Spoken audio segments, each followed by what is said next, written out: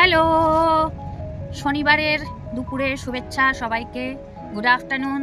আজ শনিবারের ব্লগটা শুরু করছি অ্যাজ ইউজুয়াল। শনিবার যেমন যারা ব্লগ দেখো আমার, তারা জানো শনিবার আমরা মন্দিরে যাই দুপুরবেলা। তো আজকেও বেরিয়ে পড়েছি, এখন বাজে 1:15। কিন্তু আজকে আমি আর অরিন্দম টিকলি যাচ্ছি না, আজকে মাও যাচ্ছে সাথে। হ্যাঁ আচ্ছা দেখাচ্ছি। আচ্ছা, ও একটা ডেকোরেট করেছে, ও সেটা দেখাবো। আর তোমাকে একটু দেখিয়ে দিই, দেখি। ও সুন্দর হেয়ার কাট করেছে। সামনে বসেছে বাবা আর মেয়ে, পিছনে আমরা মা মেয়ে। তো আমরা যাচ্ছি এখন মন্দিরে, যেরকম যাই প্রত্যেক শনিবার। আগে শনিবার যাওয়া হয়নি কারণ টিকলির পরীক্ষা ছিল, সেজন্য যাওয়া হয়নি। ওই জন্য আজকে সপরিবারে আমরা চলেছি মন্দিরে এখন। তো পূজা পাঠ করে তারপর টুকটাক কয়েকটা কাজ আছে, যেমন দুটো ঘড়ির ব্যাটারি বন্ধ হয়ে গেছে, তো ওই ঘড়ি দুটোর একটু ব্যাটারি সারিয়ে তারপর বাড়ি চলে আসবো। এসে খাওয়া দাওয়া করবো। রান্না বান্না সব হয়ে গেছে।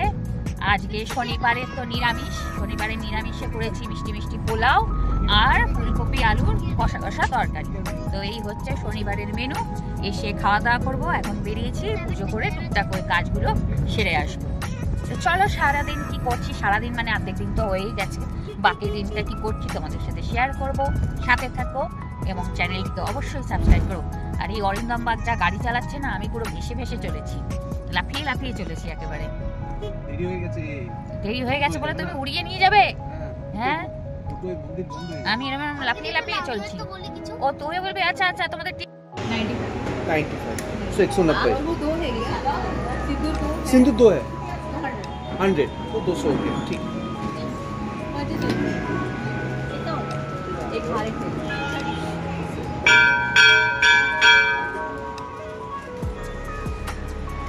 बजरंगबली।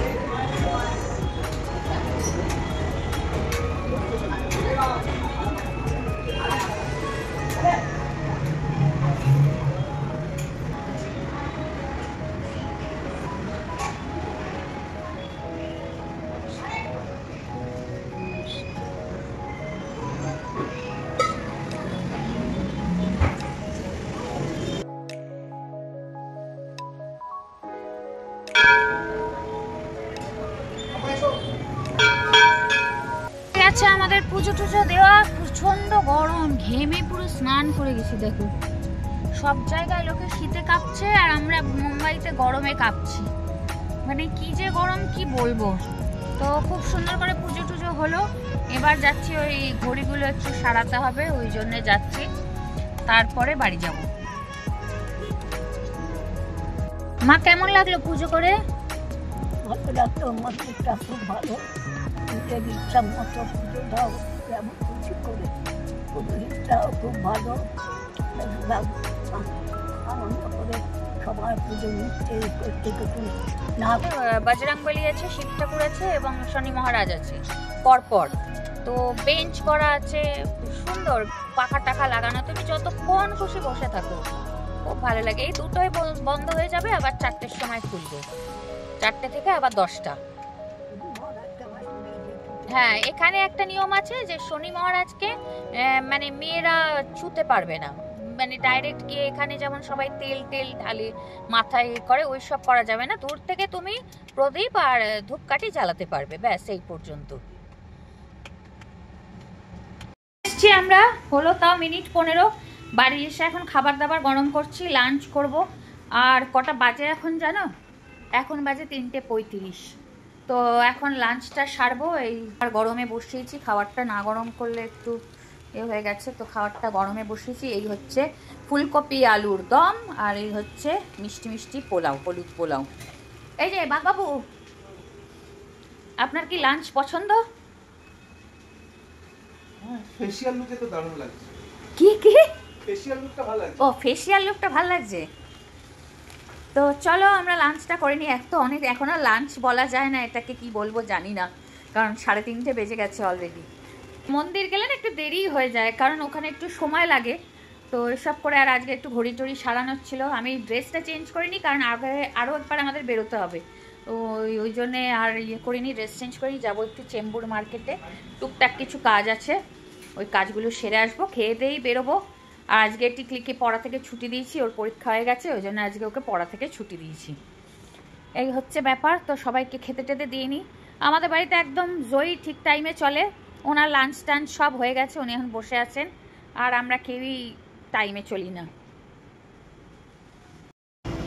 সন্ধ্যাবেলা কর্তাগিন্নি দুজনে মিলে বেরোলাম চেম্বুর মার্কেটের উদ্দেশ্যে, কারণ সপ্তাহে সবজি বাজার করা আছে, প্লাস টুকিটাকি কিছু আরও কাজও ছিল।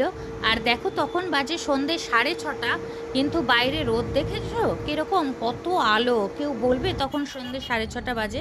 আর চেম্বুর মার্কেটটা এমন একটা জায়গা না, যেখানে জুতো সেলাই থেকে চণ্ডীপাঠ সমস্ত জিনিস তুমি পেয়ে যাবে, মানে ওখানে পাওয়া যায় না এরকম কোনো জিনিস নেই। বড় বড় ব্র্যান্ডেড শপ যেরকম আছে সেরকম ফুটপাতেও প্রচুর দোকান বসে। চেম্বুর স্টেশন, এই যে ডান দিকে যেটা দেখছো এটা হচ্ছে চেম্বুর স্টেশনটা এখানে।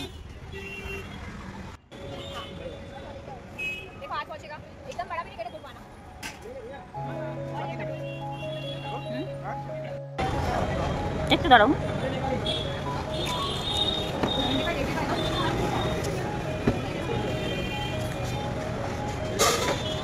তুই খুব এরা রাখছিস। বেশি নিলে আমার নষ্ট।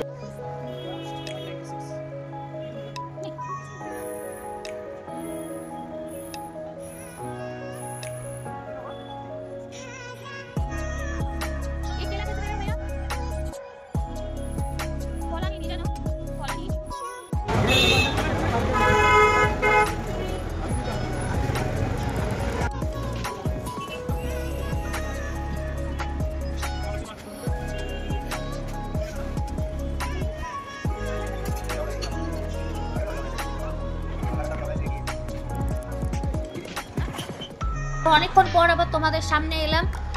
বাজার করে এসে গেছি অনেকক্ষণ, তখন প্রায় 7:30 মতো বাজে, কিন্তু এসে চাটা খেলাম, তারপর টিকলি খেলে এলো, ওকে একটু পড়ালাম, দিয়ে এখন ভাবলাম ভিডিওর বাকি পার্টটা কন্টিনিউ করা যাক।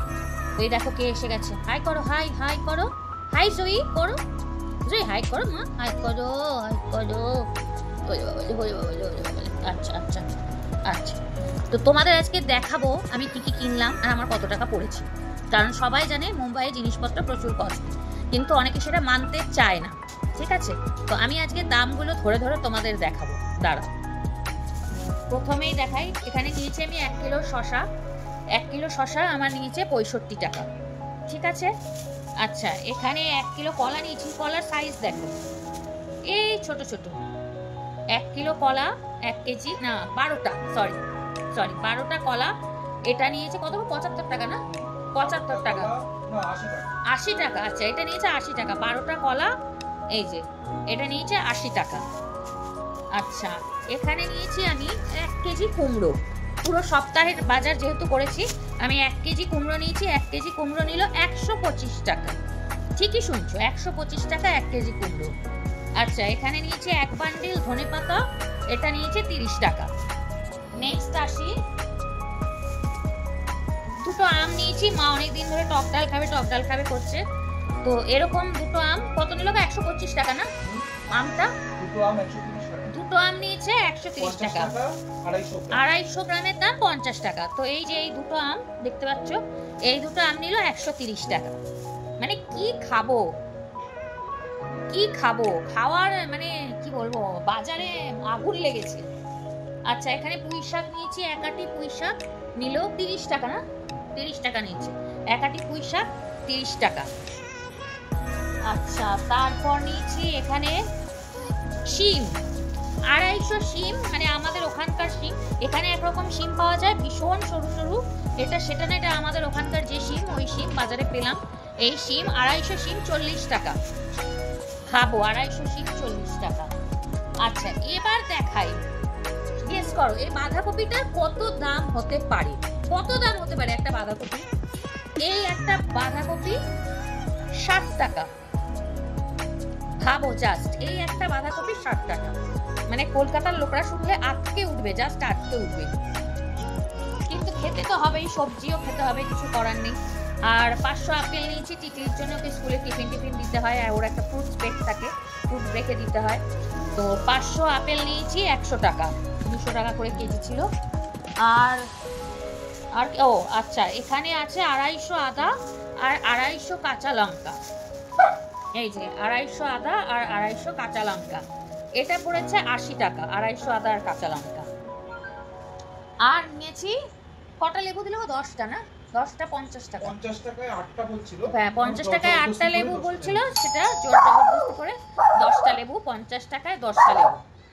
তো এই হচ্ছে আমার সারা সপ্তাহের বাজার, এই দিয়ে চালাতেই হবে, কিছু করার নেই।